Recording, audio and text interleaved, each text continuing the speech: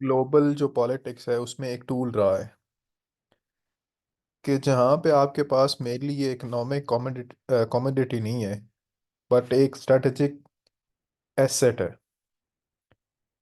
सबसे पहले अगर हम देखते हैं कि आपके पास एक रिसोर्स इन्फ्लुएंस आ जाता है कि जहाँ पे आपके पास अबंडेंट एनर्जी रिसोर्सेज हैं जिन कंट्रीज के पास, वो हिस्टोरिकली क्या है कि उनका एक ग्लोबल इन्फ्लुएंस रहा है। चाहे वो ग्लोबल पॉलिटिक्स हो, इंटरनेशनल रिलेशंस हो, इकोनॉमिक पॉलिसीज हो। अब एनर्जी की टाइप्स क्या हो सकती हैं? सबसे पहले अगर हमने देखा इंडस्ट्री रेवोल्यूशन में कोल बहुत इंपॉर्टेंट थी। कोल से क्या चीज़ या क्या काम करवाया जाता था? सबसे पहले ये होता था कि आपके पास इंडस्ट्री में जितनी भी बर्निंग है या जितनी भी आपके पास एनर्जी की रिक्वायरमेंट्स हैं वो कोल से पूरी होती थी। फिर आपके पास जो दूसरा मेजर उसका रोल था वो था मोबिलिटी में, कि अगर आपने एक जगह से दूसरी जगह जाना है तो आपको एनर्जी चाहिए। फिर आपने वर्ल्ड वॉर 1 और वर्ल्ड वॉर 2 में देखा कि जहाँ पे जर्मनी ने जो वॉर लड़ी थी उसकी one of the primary reason was कि कोल के जो रिसोर्सेज थे उन पे कब्जा था।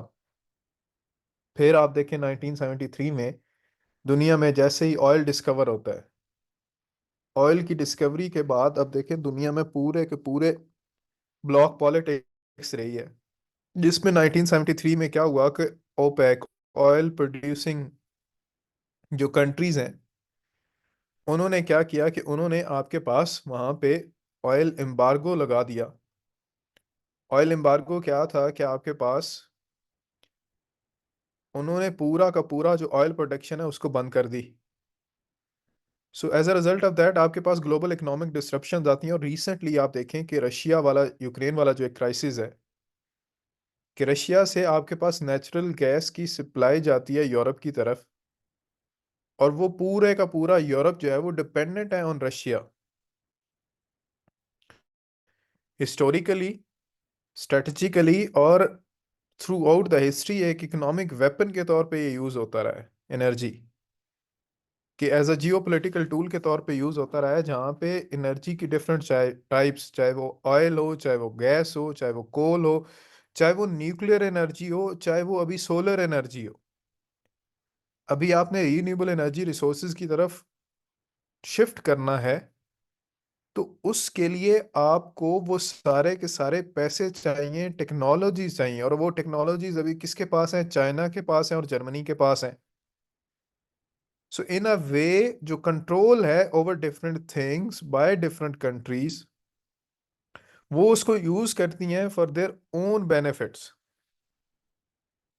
ये देखें 2025 में आपके पास कुछ ट्रेंड्स हैं कि ट्रम्प आपके पास आ रहा है, ट्रम्प के आने के बाद क्या एनर्जी का फ्यूचर होगा। जैसे कोविड के बाद हमने सप्लाई चेन के चैलेंजेस देखे, वो आपके पास क्या होंगे। फिर उसके बाद एलएनजी एक्सपेंशन किस तरह से होगी। ऑयल मार्केट में अगर ओवर सप्लाई हो जाता है तो वो क्या होगा। एनर्जी स्टोरेज का बूम आएगा, जियोपॉलिटिकल अनसर्टेनिटी है। ये सारे के सारे चैलेंजेस हैं जो 2025 में आपको देखने को मिलेंगे। अब सबसे बड़ा जो आपके पास यहाँ पे चैलेंज आता है, अफजल आपने मुझे कल टेक्स्ट किया था। अफजल,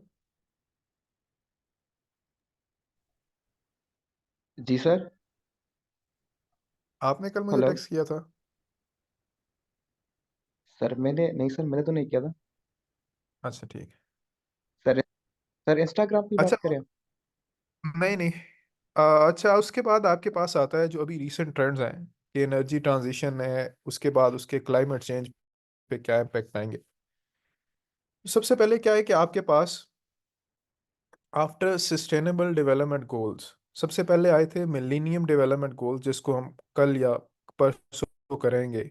मिलेनियम डेवलपमेंट गोल्स और सस्टेनेबल डेवलपमेंट गोल्स, उसकी पॉलिटिक्स क्या है।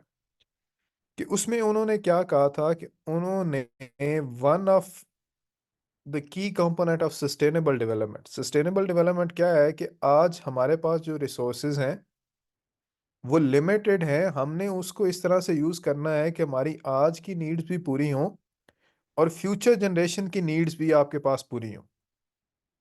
तो one of the sustainable development goal was to shift towards renewable energy resources. क्यों? क्योंकि उसमें गोल नंबर 13 है क्लाइमेट चेंज। क्लाइमेट चेंज आपके पास एक बहुत बड़ा इशू है।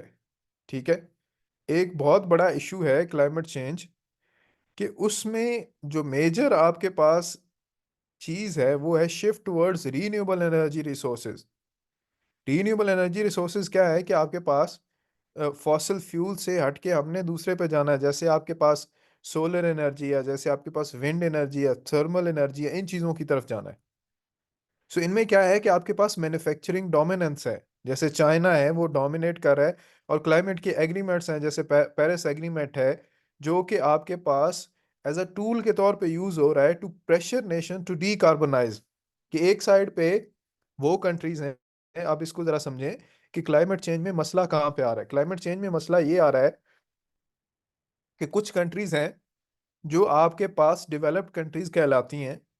उन्होंने कुछ एग्रीमेंट्स किए हुए हैं, जैसे पेरिस एग्रीमेंट है, जैसे क्योटो प्रोटोकॉल सुना होगा आपने, COP 27, COP 28, conference of parties एक होती है कि जिसमें वो मिलते हैं, जिसमें उन्होंने एक फंड भी बनाया है क्लाइमेट जस्टिस के अंडर, ग्रीन फंड, कि जो कंट्रीज ज्यादा कंट्रीब्यूट करती हैं वो ज्यादा पे करें। सो वहां पे आपके पास क्या है कि जो एक मेजर डेवलपमेंट हुई है दुनिया में, वो आपके पास जो वो कंट्रीज डेवलप्ड कंट्रीज हैं उनको ज्यादा बर्डनाइज किया गया है कि वो ज्यादा रोल प्ले करें in helping those countries, for example like Pakistan, कि वो आपके पास वो एसेंशियल उनको फाइनेंशियल रिक्वायरमेंट्स, फाइनेंशियल जो हेल्प है वो दें, ताकि आपके पास क्या हो कि वो ट्रांजिशन कर सकें towards climate change. Resilient policies, for example electric cars हैं, फॉर एग्जांपल आपने ग्रीन फंड है, for example in climate change resilient infrastructure है, क्लाइमेट रिजिलियंट एग्रीकल्चर है, ऑल एंड एवरीथिंग। और मेन जो इम्पोर्टेंट है कि वो है मैन्युफैक्चरिंग, कि आपके पास सोलर की तरफ अगर आपने जाना है तो वो जाए। सो अब मसला क्या आ रहा है? मसला ये आ रहा है कि जो डेवलप कंट्रीज हैं वो पैसे दे नहीं रही, डेवलपिंग कंट्रीज के पास पैसे नहीं है। सो उनके दरमियान एक क्लाइमेट चेंज की ट्रांजिशन पे जो पॉलिटिक्स है वो चल रही है। फिर आता है जी आपके पास रिसोर्स नेशनलिज्म और एनर्जी कॉन्फ्लिक्ट्स, कि आपके पास जो गवर्नमेंट्स हैं वो ये प्रायोरिटाइज कर रही हैं कि जो रिसोर्सेज हैं, फॉर एग्जांपल जितनी भी ऑयल है उसको नेशनलाइज किया जाए, जिसमें वेनेजुएला की एग्जांपल है आपके पास, उन्होंने नेशनलाइज कर लिया, फिर ईरान ने नेशनलाइज कर लिया है, फिर उसके बाद और ऐसी कंट्रीज हैं। सो इसकी वजह से आपके पास क्या एनर्जी रिलेटेड कॉन्फ्लिक्ट्स आ रहे हैं। जितने भी ग्लोबल कॉन्फ्लिक्ट्स हैं, जिसमें मिडल ईस्ट में आप देखें कि पूरा का पूरा कॉन्फ्लिक्ट जो है वो ऑयल प्रोडक्शन के रिलेटेड है। अब इसमें तीन मेजर आपके पास ही जो दो ऑर्गेनाइजेशंस हैं और डिफरेंट चार्टर्स हैं जो डील करते हैं इस एनर्जी पॉलिटिक्स को। सबसे पहले ओपेक है, कि आपके पास organization of petroleum exporting countries हैं। फिर उसके बाद ब्रिक्स है। अब ब्रिक्स पे हम जो आपके पास नेक्स्ट फ्यू स्लाइड्स में हम देखेंगे कि क्या इश्यूज हैं। फिर उसके बाद एनर्जी चार्टर्स हैं, ताकि आपके पास मल्टीलैटरल फ्रेमवर्क है वो एनर्जी कॉपरेशन के ये यूज़ किया जा सके। अब इस अक्टूबर में क्या हुआ है कि जिस पे ये मोस्ट एक्सपेक्टेडली आपका क्वेश्चन आ सकता है, कि आपके पास रशिया में ब्रिक्स जो है एक समिट होने जा रहा है। ब्रिक्स क्या है? कि आपके पास वो कंट्रीज हैं जो इमर्जिंग इकोनॉमीज हैं, जिसमें ब्राज़ील है, रशिया है, चाइना है, इंडिया है, साउथ अफ्रीका है। और अभी ट्रम्प ने एक बयान दिया था कि जब मैं आऊंगा पावर में तो मैं आके क्या करूंगा कि मैं इन पे टैरिफ्स लगाऊंगा। ठीक है, इन्होंने एक मूवमेंट शुरू की हुई है डी डॉलराइजेशन की। 1970s में आपके पास क्या हुआ था कि ब्रेटन वुड इंस्टीट्यूशन बने थे, जिसमें उन्होंने क्या किया, 1945 में बने थे, 1970 में उन्होंने कहा कि पेट्रो डॉलर दुनिया पे रूल करेगा। यानी पेट्रोल और डॉलर जिनके पास होगा वो दुनिया को रूल करेंगे। अब दुनिया में अमेरिका या फिर आपके पास उससे जो अलाइन कंट्रीज हैं वो क्यों रूल कर रही हैं? क्योंकि उनके पास डॉलर है, उनकी करेंसी है। तो इन्होंने एक मोमेंट ये शुरू की कि डी डॉलराइजेशन की तरफ जाएं, कि डॉलर्स में ना हो, बल्कि आपके पास बार्टर सिस्टम हो। बार्टर सिस्टम ये हो कि मैंने आपको कोई चीज़ दी, आपने बदले में मैंने आपसे कोई चीज़ ले ली, तो इस तरह क्या हो कि हम दुनिया में ट्रेड करें। इसमें क्या है कि आपके पास उन्होंने एक समझ करवाना है, जिसमें event will witness the formal expansion of BRICS group, जिसमें पहले Brazil, Russia, India, China, south Africa था, जिसमें Egypt, Ethiopia, Iran, Saudi Arabia and UAE. अब ये वो सारी कंट्रीज हैं, आप देखें, जो इस साइड पे हैं, डेवलपिंग कंट्रीज हैं, एक्सेप्ट फॉर चाइना, डेवलपिंग से या इमर्जिंग इकोनॉमीज हैं, जहाँ पे ऑयल की प्रोडक्शन और कंजम्पशन दोनों है। वो किस साइड पे जा रहे हैं आपके पास, वो ट्रांजिशन की तरफ जा रहे हैं। सो उसके बाद क्या है कि आपके पास एक क्लियर मैसेज दे रहे हैं कि Russia, despite western efforts to isolated, उसकी एक स्ट्रॉन्ग ग्लोबल कनेक्शन मौजूद है। क्यों मौजूद है? क्योंकि उसके पास ऑयल और दूसरी एनर्जी जो रिसोर्सेज है उन पे एक बड़ा की रोल मौजूद है। समझ आ रही है सबको?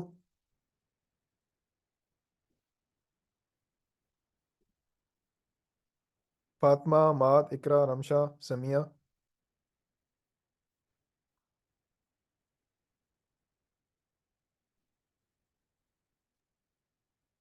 Yes sir.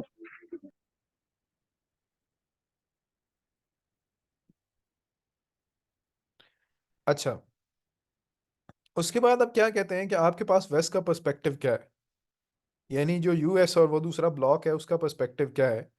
वो कहते हैं कि इसकी वजह से दुनिया जो है वो फ्रेगमेंटेड हो रही है इनटू ब्लॉक्स, जिसकी वजह से ईस्ट और वेस्ट में राइवलरी हो रही है, नॉर्थ और साउथ में आपके पास राइवलरी हो रही है। और इस एक्सपेंशन में वो कहते हैं कि बीजिंग और जो मॉस्को है, वो डिफरेंट कंट्रीज की जो रिजेंटमेंट है टुवर्ड्स यूएस, जैसे इसमें आप देखें, ये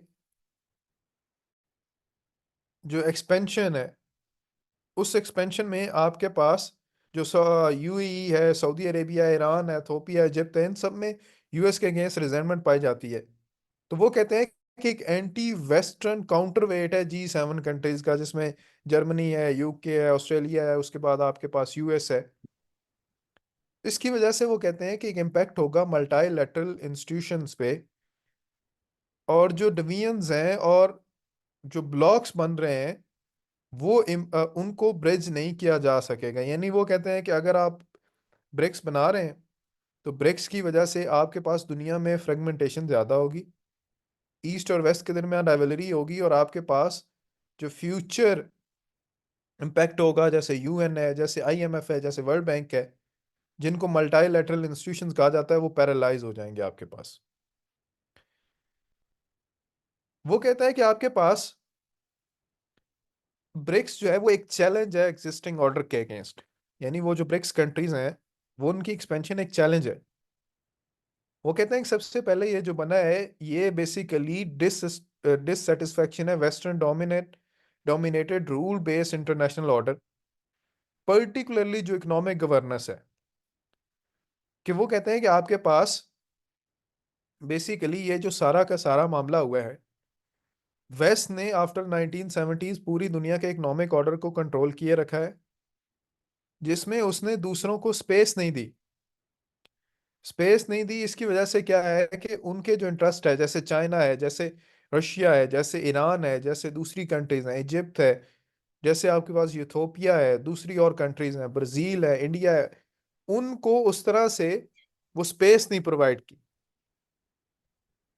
सो as a result of that आपके पास ब्रिक्स बना है। फिर हेट्रोजेनिटी है, कि आपके पास कोल्ड वॉर, जिस तरह कोल्ड वॉर में, अगर आपने किसी ने पढ़ा हो, कोल्ड वॉर में क्या हो गया था कि डिफरेंट ब्लॉक्स बन चुके थे, फिर ऑल्टरनेट इंस्टीट्यूशंस बने हैं, जिसमें through the creation of parallel institution, जिसमें जो नया एक यूएस चाइना में एक पूरा बैंक बन रहा है, चाइनीज बैंक बन रहा है यूएस डॉलर की, ताकि जो रिलायंस है उसको ख़त्म किया जा सके, और इंक्रीमेंटल चेंज हो रहे हैं कि आपके पास जो मिडल पावर्स हैं, इमर्जिंग पावर्स हैं, उनको साथ लेके चल रहे हैं। तो इस वजह से ये देखें, कंप्रीहेंसिवली पूरा का पूरा जो ऑर्डर है उसको ये चैलेंज कर रहे हैं। अब ब्रिक्स आया कहाँ से था? कि ब्रिक्स बेसिकली एक गोल्डमैन चेस बैंकर था, जिम ओनेल। उसने 2001 में कहा था कि economic dominance of Brazil, Russia, India and China, this production proved accurate, जिसमें आपके पास पूरी की पूरी जो ग्लोबल जीडीपी है उसमें इनका शेयर 8 से 19% पे गया 2011 में। फर्स्ट समर 2009 में हुआ, फिर 2010 में साउथ अफ्रीका को इसमें लेके आए वो। उसके बाद ये आता है आपके पास एवोल्यूशन ऑफ G7। कि G7 1975 में अरब ऑयल एम्बार्गो के काउंटर रिस्पॉन्स में बनाया गया था, जिसमें आपके पास यूनाइटेड स्टेट है, जापान है, जर्मनी है, UK, France, Italy and Canada. ये भी एक्सपेंड हो रहा है। एक साइड पे ये कंट्रीज हैं, दूसरी साइड पे आपके पास ब्रिक्स हैं। ग्लोबल क्राइसिस 2008 सात आठ का आया, जिसमें G20 जो है वो इसकी इमरजेंस होती है। ग्लोबल गवर्नेंस रिफॉर्म्स की बात की जाती है, और G20 जो है वो आपके पास G7 से G20 पे चला जाता है। डिफरेंट कंट्रीज आती हैं और वो अपना रोल प्ले कर रही हैं। That is a counter weight to BRICS. अब चैलेंजेस क्या है G20 को? सबसे पहले डॉलर की डोमिनेंस।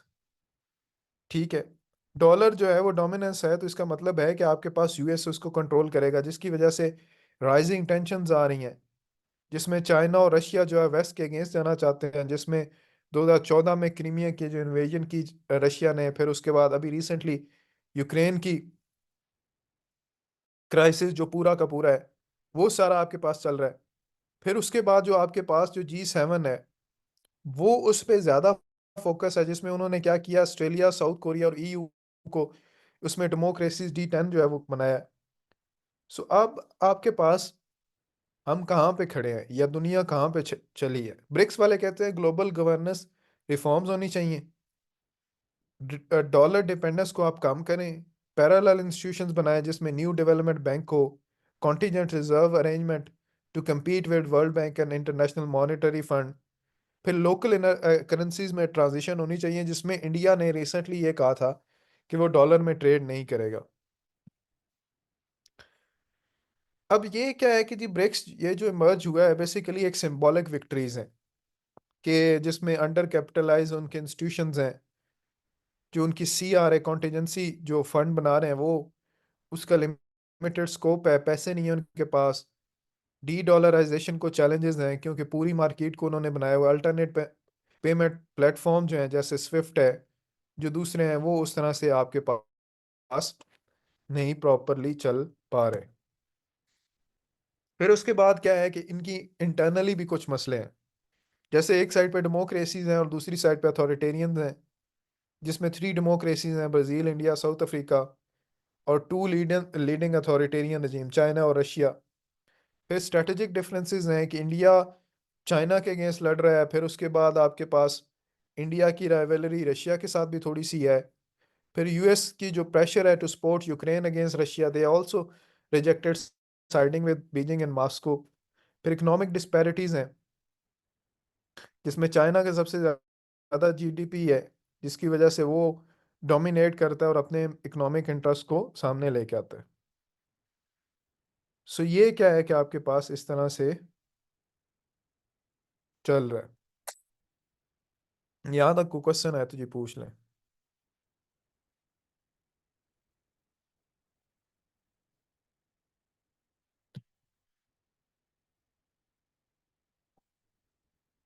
ये जी हमने इसको कर लिया है।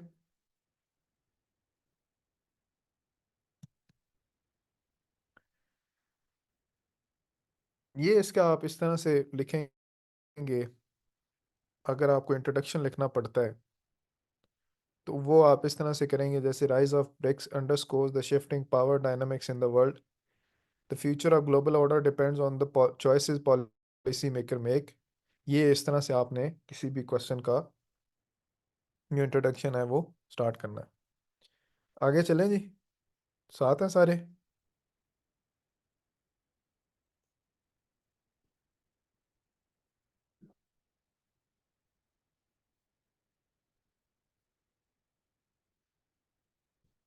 अब आते हैं जी, इससे आगे हमारे पास जो चलता है वो मेन है कि आपके पास डाइवर्सिफिकेशन है। कि डाइवर्सिफाई करना चाहिए और स्ट्रेटेजिक रिजर्व जो है वो लेके आने चाहिए, जिसमें टेक्नोलॉजिकल इनोवेशन होनी चाहिए एनर्जी में, जिसमें फ्रैकिंग रेवोल्यूशन है, हाइड्रोजन फ्यूल सेल्स है, स्मार्ट ग्रिड्स हैं, ताकि आपके पास एनर्जी ट्रांजिशन हो सके।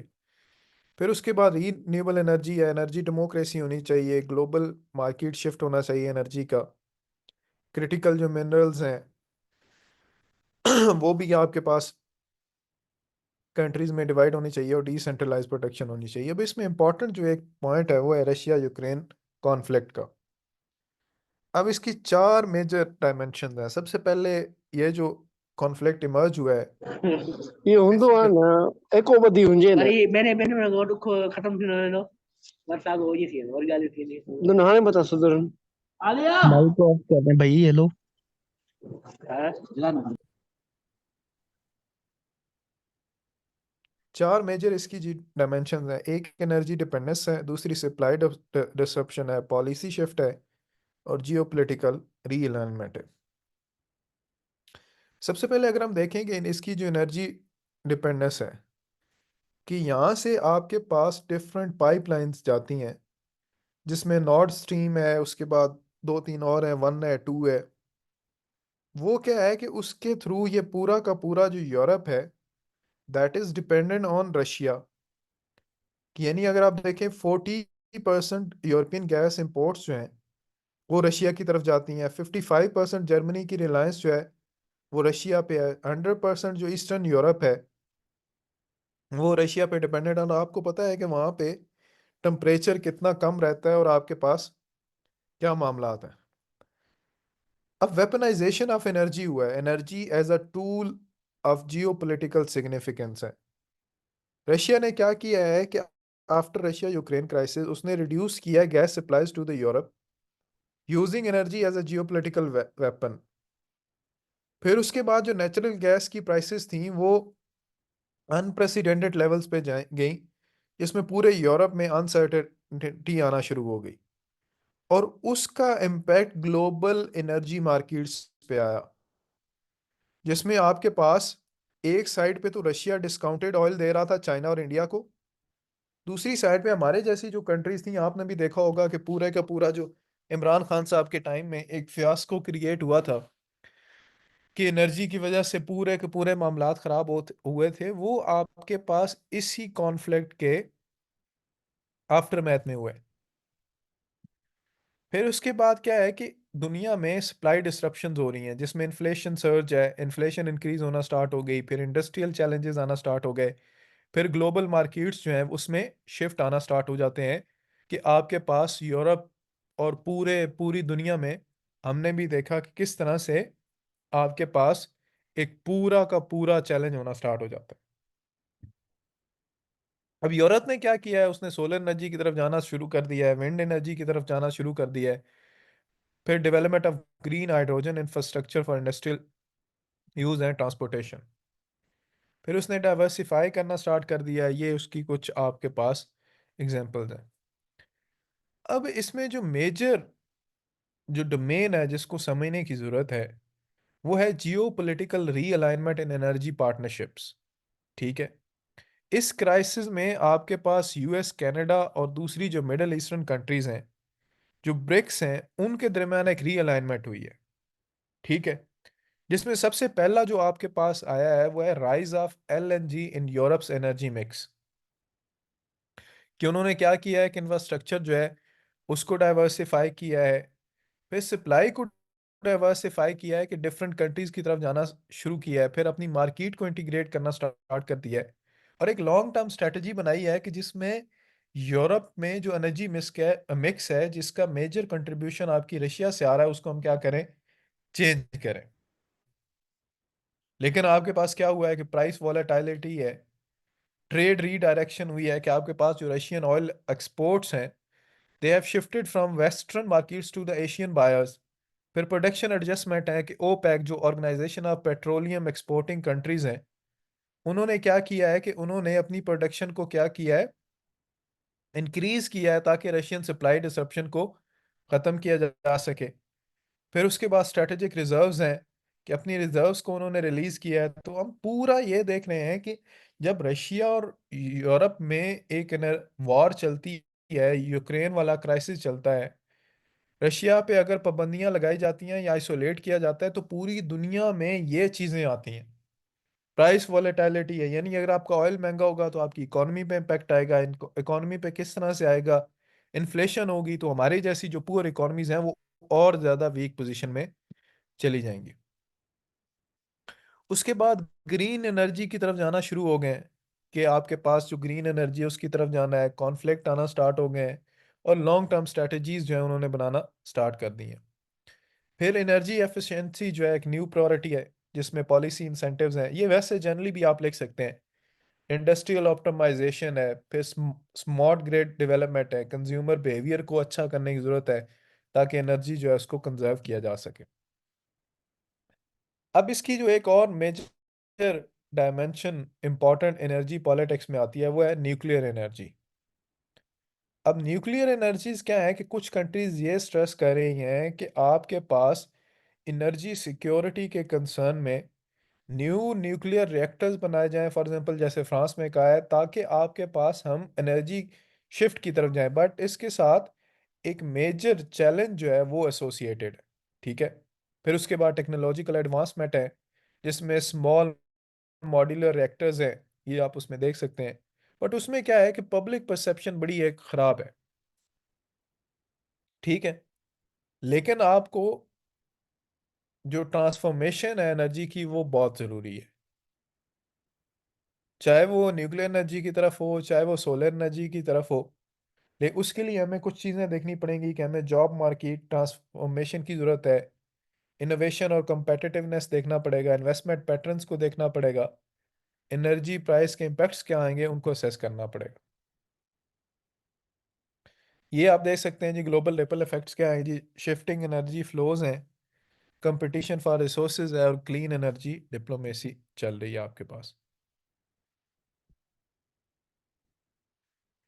तो हम इसको अगर हम देखते हैं तो जो रशियन कॉन्फ्लिक्ट है उसने बेसिकली इन चार चीज़ों को इम्पेक्ट किया है। एक तो एनर्जी सिक्योरिटी जो है वो रीडिफाइन की है, कि उन्होंने कहा है कि आपके पास एनर्जी सिक्योरिटी ये है कि आपके पास डाइवर्स रेजिलियंट और सस्टेनेबल एनर्जी सिस्टम्स होने चाहिए।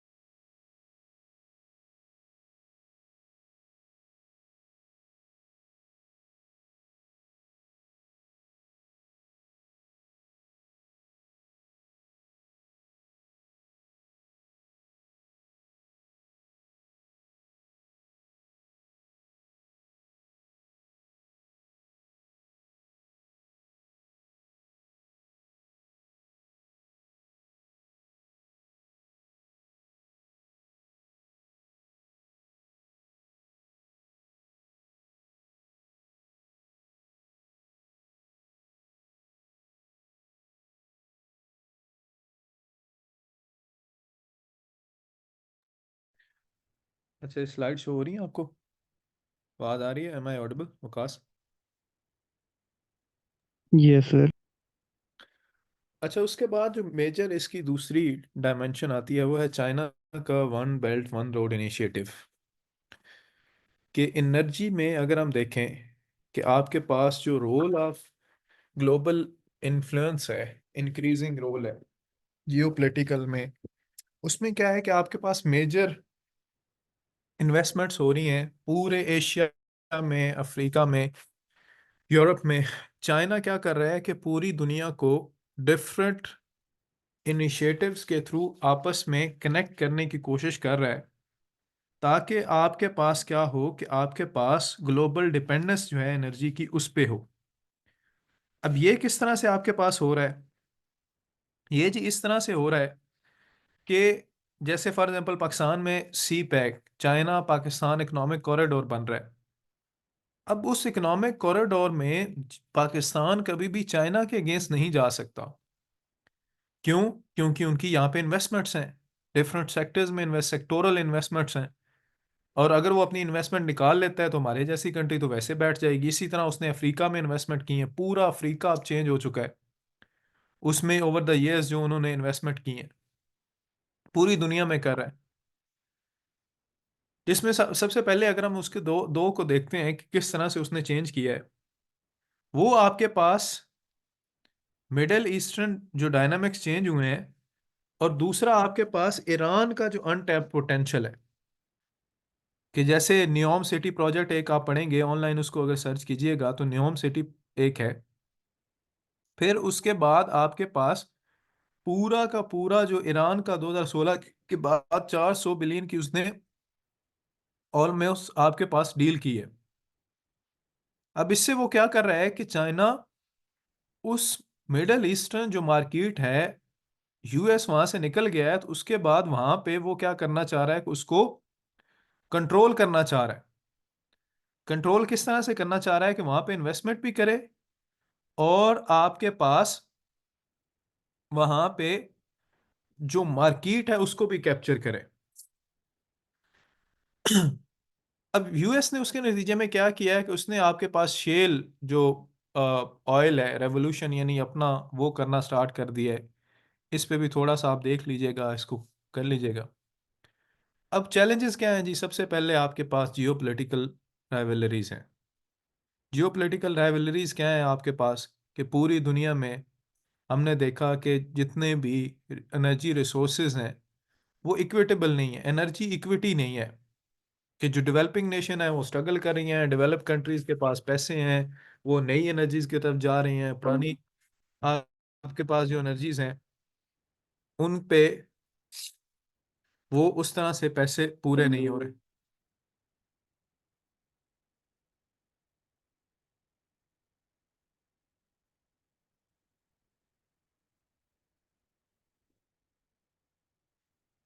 कि आपके पास मार्केट वॉलेटिलिटी जो है वो चल रहा है। उसके बाद आपके पास जो पूरी की पूरी जो दुनिया की मार्केट है, जिस तरह हमने भी देखा कि रशिया यूक्रेन क्राइसिस के बाद पाकिस्तान में भी एनर्जी का एक मसला चल रहा है। सो एक एनर्जी, एक मार्केट जो वॉलेटिलिटी है वो आपके पास उस तरह से आ चुकी है। फ्यूचर ट्रेंड्स क्या होंगे जी? ग्रीन जियो पॉलिटिक्स है, एनर्जी डिसेंट्रलाइजेशन की तरफ जाएंगे और एनर्जी डिजिटाइजेशन की तरफ जाएंगे, जिसमें आपके पास डिफरेंट जो कंट्रीज हैं वो इस रेस में होंगी कि एनर्जी को, ग्रीन एनर्जी जो टेक्नोलॉजीज हैं, जैसे आपके पास हाइड्रोजन है, कार्बन कैप्चर है, उसको हम जाएं उसकी तरफ। एनर्जी डिसेंट्रलाइजेशन, जो लोकल एक्टर्स हैं वो ट्रेडिशनल जो जियोपॉलिटिकल पावर स्ट्रक्चर्स हैं जिसमें पूरा का पूरा जो एनर्जी कंट्रोल है उसकी तरफ जाएंगे। फिर उसके बाद एनर्जी डिसेंट्रलाइजेशन होगी। सो द फ्यूचर क्या है जी? आपके पास एनर्जी पॉलिटिक्स का ट्रांजिशन चैलेंजेस हैं, हमने देख लिया, जिसमें ब्रिक्स वाला देखा, फिर जो one belt one road initiative देखा। लेकिन कंटिन्यूसली ये सिग्निफिकेंट है, क्रिटिकल ड्राइवर है ग्लोबल रिलेशंस का, इकोनॉमिक पॉलिसीज़ का। फिर डिफरेंट अडॉप्टिव स्ट्रेटजीज होनी चाहिए ताकि आपके पास सिक्योरिटी, सस्टेनेबिलिटी और इकोनॉमिक ग्रोथ को जो है वो बैलेंस किया जा सके। अब इसमें जी हमारे पास 4 टॉपिक्स बनते हैं। एक पहला ओवरऑल एनर्जी पॉलिटिक्स का, ठीक है। दूसरा आपके पास जो हमने ब्रिक्स वाला पढ़ा। तीसरा आपके पास के जी ग्लोबल ऑर्डर में एनर्जी की क्या इंपॉर्टेंस है। और एक जेनेरिक क्वेश्चन आएगा। तो इस तरह हम नेक्स्ट भी जो करेंगे उसमें कल हम इंशाल्लाह करेंगे क्लाइमेट चेंज और सस्टेनेबल डेवलपमेंट गोल्स। और अगर आप उसको देखें, जो हमारा कोर्स आउटलाइंस हैं पाकिस्तान अफेयर की प्लस करंट अफेयर की, तो उसमें ऑलमोस्ट 90% टॉपिक्स हमारे हो चुके हैं। जिसमें मैं अगर 1 मिनट आपके साथ शेयर करूं उसको।